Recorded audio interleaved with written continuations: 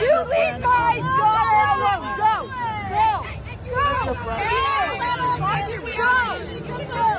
She's a minor. Get out. Get up. Security. Garbage. Take the shots out. Got to get to this one. Jason, the co-owner of the Seattle Storm, now suspended and fined for antagonizing fans who were supporting WNBA player Sophie Cunningham. The fans held signs saying, "Thank you, Sophie, for speaking up for girls." The Seattle Storm co-owner left these fans in tears, attacking them for those signs. I mean, what kind of message does that send? Oh, the message it sends is the message they want to send. They're not welcome at Storm games, and they're not welcome in the WNBA. Sophie Cunningham was like, hey, God forbid, men's sports, girls play girls sports. God forbid we actually support women and girls in sporting competitions. I know it's very crazy. A Seattle Storm co-owner is suspended after confronting teen girls for supporting WNBA star Sophie Cunningham. Sophie Cunningham just watched a WNBA co-owner get suspended over a sign a teenage girl brought to a game. And instead of celebrating or piling on, she responded in a way that may have made the entire situation look even more uncomfortable for the league.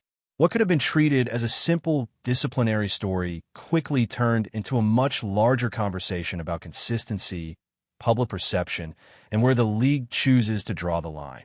For many fans, Cunningham's reaction shifted the focus away from the suspension itself and toward a bigger question.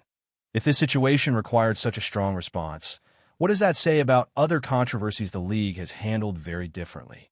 I truly believe there is a safe space and love for everybody. Biological girls, biological boys, trans women, and trans men. Everyone is welcome at my table. You can disagree and still be kind. Bravo to those girls for standing up for what they believe. You'll be hearing from me soon. Yay for gifts. Truly embarrassing of the co-owner. Unfortunately shows the type of leader she is. Another rally, another pro-women's rally in support of Sophie Cunningham, like there was outside of the game in Seattle. There's actually two more planned now. And all I've got to say is, Tuesday night in Seattle was supposed to be just another basketball game. The Indiana Fever were set to face the Seattle Storm. And on paper, that was the entire story.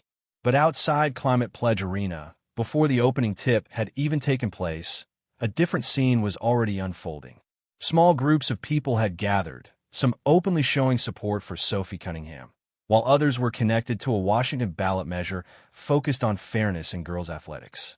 By the time fans started filing into the arena, the conversation had already moved beyond basketball. What was happening outside reflected a debate that had been building for weeks, turning Cunningham into a central figure in a controversy far larger than the game itself. She's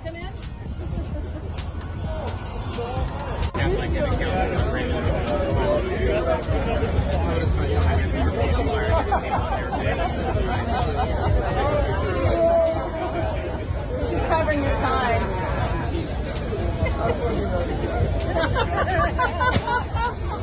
So how did we get here in the first place? A little more than a week earlier, Cunningham sat down for an ESPN interview and was asked directly about protecting girls in sports. She did not avoid the question or try to change the subject. She simply gave a straightforward answer to what she had been asked. There were no personal attacks, no shots at another player, and no attempt to start controversy. But once that response reached social media, the conversation took on a life of its own. People immediately connected her comments to broader political and cultural debates, whether Cunningham intended that connection or not.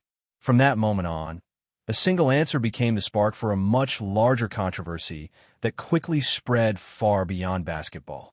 This is WNBA star Sophie Cunningham. She recently voiced her opinion on trans women in sports, and it led to a courtside confrontation. So ESPN published an interview with Sophie earlier this month in which they explained that she is called Mag Barbie by some. She said that she got that title simply because of how she looks and where she's from, which is Missouri, but she described herself as in the middle politically. And then she got into talking about trans women in sports. And she said, I got a lot of negative feedback about me hating trans. And I'm like, I never once said that. She said, "I think that I'm here to extend love, but I also think that love is truth, being honest. And I want to protect young girls in a locker room or young girls in sports who shouldn't have to go against biological men." So that is the quote that gained a lot of attention. Her podcast co-host. Within days, the story had grown far beyond basketball. What started as a comment in an interview quickly became a national conversation, showing up on major media outlets, morning shows, and social media feeds far outside the usual WNBA audience. Suddenly, it was no longer just about Cunningham or even the league itself. It had become one of those broader cultural debates that people rush to take sides on, whether they follow basketball or not.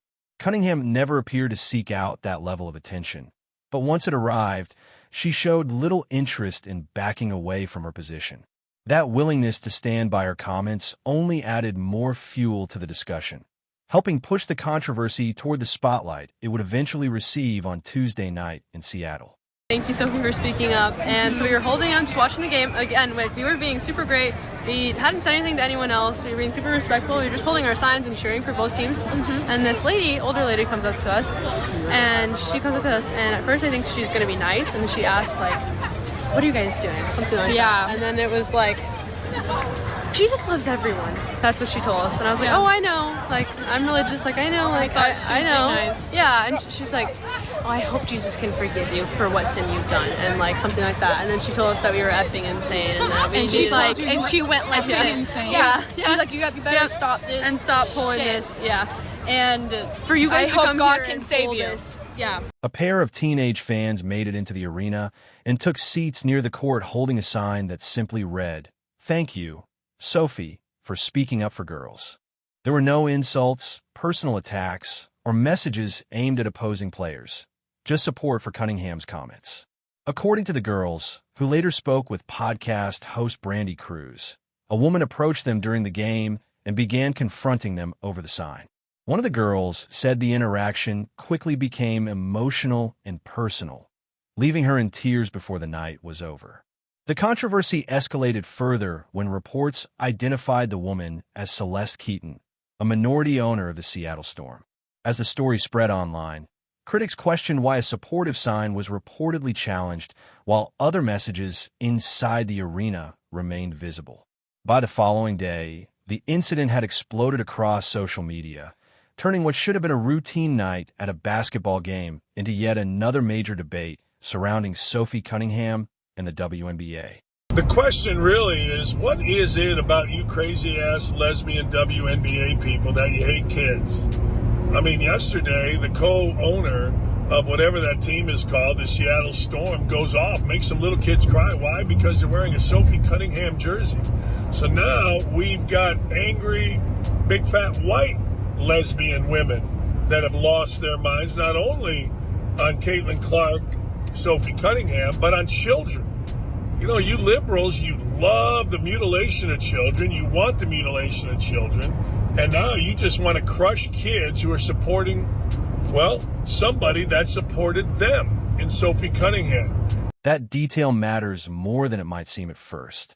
The issue was not only what Keaton allegedly said, but how the situation was handled afterward.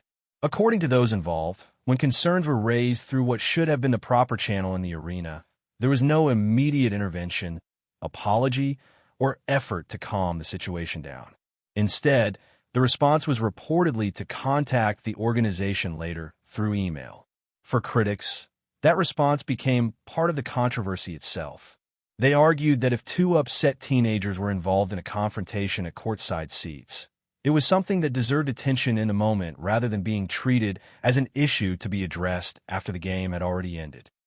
Breaking news, Storm co-owner Celeste Keaton was fined and suspended from attending the next 5 home games of the Seattle Storm following the incident with Fever fans last night, in which she made a comment about one of their players' supporters. That came directly from the league. So that's the latest on this developing story. So there it is.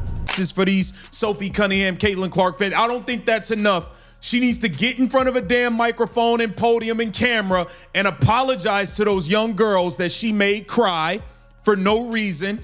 And she needs to get on camera and talk about what she's gonna do to shore up the security to make sure that fans of the opposing teams don't get spit in the face. That is what she needs to do. This is not nearly enough.